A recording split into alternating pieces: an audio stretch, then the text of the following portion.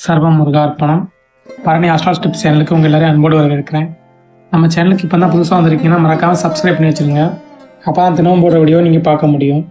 சரிங்களா? இன்றைக்கி நம்ம இதை பற்றி பார்க்க போகிறோம்னா ரிஷி சாபம். சரிங்களா?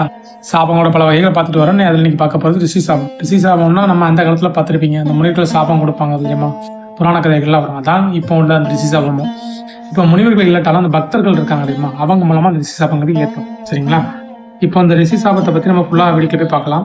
வீடியோக்குள்ளே போகிறதுக்கு முன்னாடி நம்ம வீடியோ பிடிச்சிருந்ததுன்னா உங்களுக்கு மறக்காம லைக் பண்ணி சப்ஸ்கிரைப் பண்ணிக்கங்க, முடிஞ்சால் ஷேர் பண்ணிக்கங்க. சரிங்களா? சரி, வாங்க இப்போ வீடியோக்குள்ளே போகலாம். ரிஷி சாபம் இது யாரெல்லாம் ஏற்படும்னா, கடவுள் மேலே உண்மையான பக்தி உள்ளவங்க இருக்காங்களா, அவங்கள வந்து அவமதிக்கிறதுனா அவங்கள வந்து கிண்டல் பண்ணுவாங்க. பார்க்க பட்டை போட்டிருக்கான், இந்த ருத்ராட்சம் போட்டிருக்கான் அப்படி இப்படின்னு சொல்லி ஏதாவது குறை சொல்லி அவங்க நக்கல் அடிப்பாங்க. 10 பேர் பக்திமான் மாதிரி இருக்கான்னு சொல்லி கிண்டல் பண்ணுவாங்க. அப்படி